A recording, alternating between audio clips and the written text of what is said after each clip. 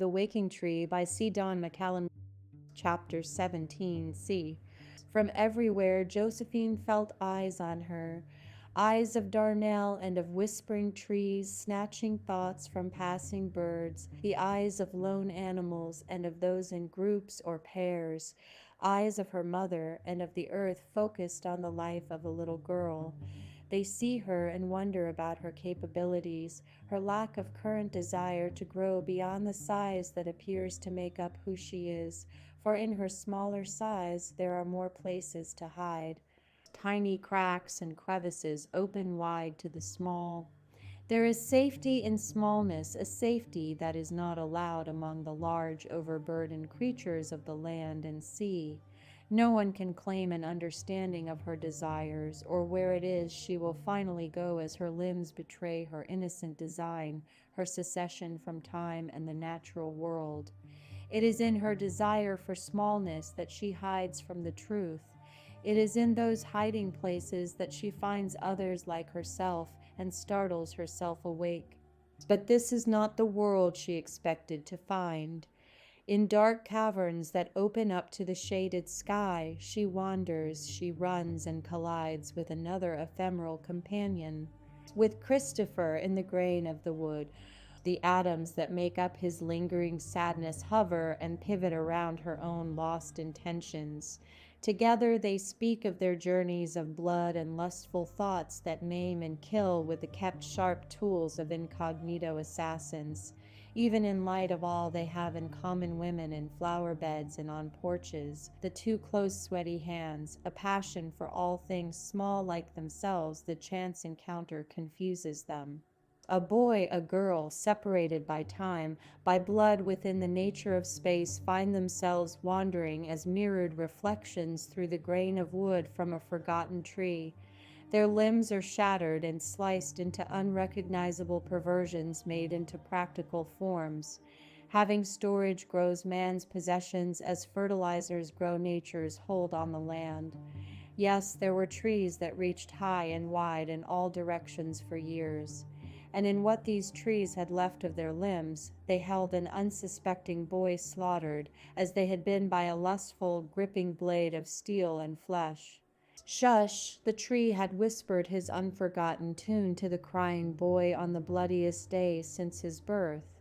In bits and pieces, Christopher sank into the tree and coexisted with the commander of woodland creatures, mythical and real, only to discover that he didn't belong there after all. The world hushed his mother's voice. Then a tiny voice, Josephine's voice, called him from the outside. It spoke to him through the years, through the walls of his unconscionable home. This voice had a similar love of life, a love of all creatures, and the boy emerged in a jangling jolt from the drawer's grainy wood to the hollow, empty place just above. He remembered that he too had used a voice, hands, legs, a face. I remember, Christopher thought in the tree language he had absorbed over the years as he shook loose of the grain, and he slipped into the faces of the coins and spoke through their tight, heavy lips. Josephine, he called, help me get out.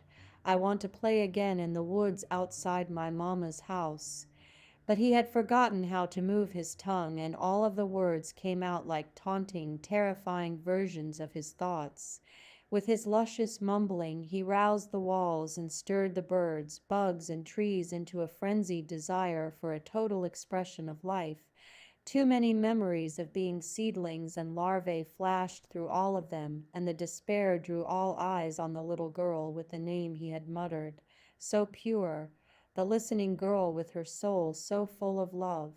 My tree girl, Josephine, the child with the raven hair and china doll skin and the translucent sky blue eyes. She could help. She had the voice, the tender steps upon the land, the knowledge of all that is simple and true. Breathe in, breathe out. Notice all that you can, because in a moment it will change. She can watch from the woodworks and wait for the time to free the little bird inside of her that flutters and tickles her insides. She lures bubble love. She dances with other dimensions. Standing in the silent house in her parents' bedroom, Josephine caressed the inside of the drawer and saw the flood of blood that settled in here so long ago. The pain of it all was too much to think of, so she let it soak into her fingertips, crawl through her veins to her arms and to her legs. She thought of trees growing high and stretching. Breathe in, breathe out. The bird will pick us up and take us from here, she thought. There's a place on the other side of the world, she said, out of the earth's orbit at a great distance that we can traverse in a moment. Let's go to the sun, she said, then was quiet.